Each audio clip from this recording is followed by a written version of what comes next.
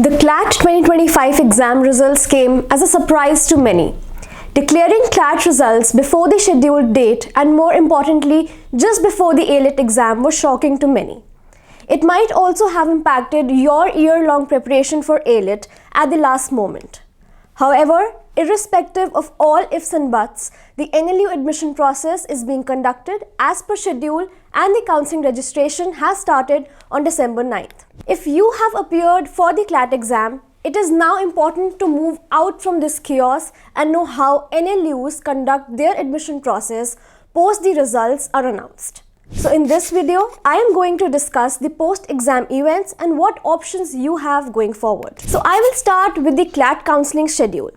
If we go by the current schedule, the counselling will be held in 5 rounds, and after that, mop-up rounds will be conducted by NLUs separately to fill the vacant seats. Now you should know that CLAT counselling is conducted in a centralized manner. This means the consortium of NLUs will conduct the counselling for all NLUs, so registration will be at the consortium's website. If we go by past data, the consortium is likely to send invitations to almost 5 times more candidates than the number of seats offered by the NLUs.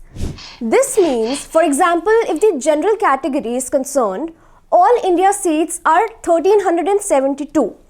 The counselling invite goes to 1372 into 5, which will be around 6860. Irrespective of this information, you should check your CLAT login portal. If you have got an invite, then you are eligible for the admission process. So, with the commencement of counselling process, the option to provide NLU preference is also active now. The NLU choice filling is one of the most crucial parts of the counselling process. If you make wrong choices, your chances of getting the right NLU will take a hit. Regarding the preference order, you should also note that NLU allotment takes place in the order of preference only. So if you want NLSIU Bangalore, but you have put NLU Bhopal, Lucknow, Shimla, Mumbai higher in the preference order, you are likely to miss out NLSIU. This is one important aspect of counselling where many students make mistakes.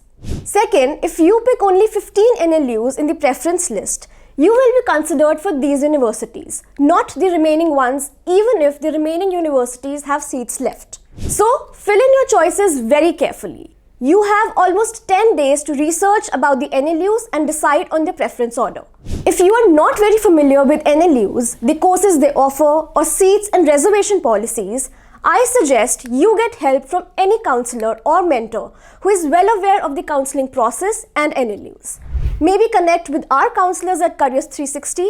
They will be able to guide you on this. The counselling registration window will be closed on December 20th. So the registration fees is around 30,000 for general category students and rupees 20,000 for ST, SC, OBC, BC, EWS, PWD candidates. However, this fees is later adjusted with the course fee you are going to pay at the time of NLU admission. And if you fail to get an NLU by the end of the counselling process, you will get a refund. Another important thing to note here is that if you exit the counselling process after exercising freeze or float options before May 24th, 1 p.m., you get a full refund. But after this, there will be a deduction which you must consider. The deduction will be of rupees 5,000 this year. The full refund is given if you don't get any NLU in the allotment till 5 rounds of counselling, or if you do not use the freeze and float options. There are some provisions for refunds that you must look for, and if needed, we can also provide another video on how counselling refund works. Following the choice filling, the allotment are announced in 5 rounds. The first CLAT merit list will be published on December 26th. Once the allotment result is out, log into your CLAT portal and check the NLU you have been allotted.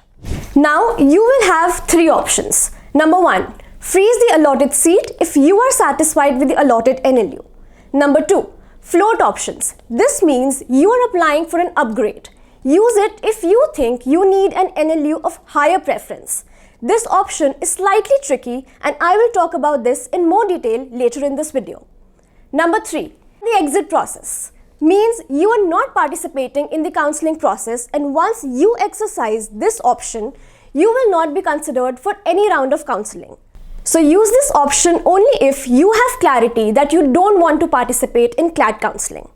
These three options are very crucial in determining your allotment. Once you exercise the freeze option, you are basically locking your seat in the allotted NLU. In this case, you have to submit the confirmation fee. Last year, the seat confirmation fee was Rs 20,000. Next, you have to pay the university fee after adjusting the counselling registration fee and confirmation fee to the allotted NLU.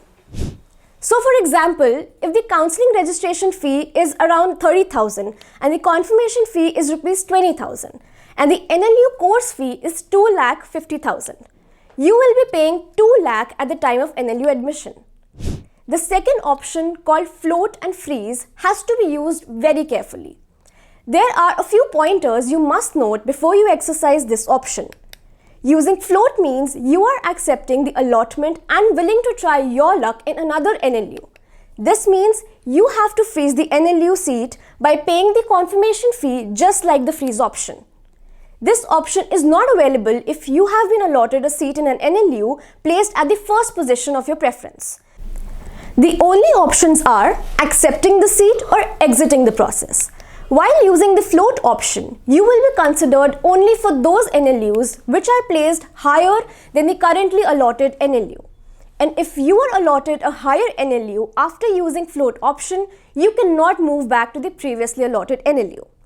So for example, if you get NLU Odisha, which may be your 5th preference in the allotment, and if you apply float option, your seat will be floated for admission to the 4 NLUs placed above NLU Odisha. And if you are allotted a seat in any of these 4 NLUs, you cannot go back to NLU Odisha. And keep in mind, the float option will not be available to migrate to a seat lower in preference in your preference list. The float option expires after the 4th round of counselling. 5th round, you will not have the option to float your seat. And if you are not allotted a seat in a given round, the best option is to wait for the next round of counselling, as this is a sequential process of allotment.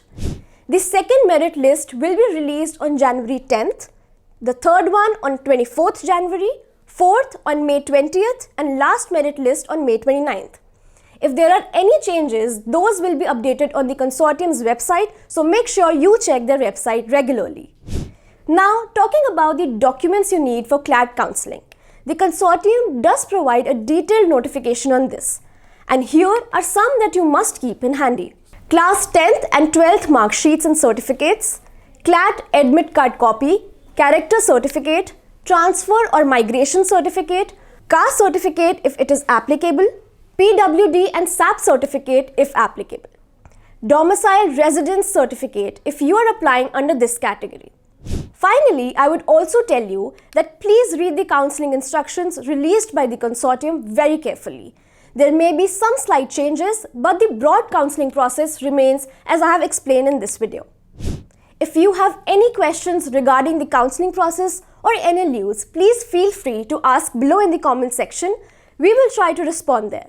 Or if you need any further guidance, you can also reach out to Careers 360 counselling team.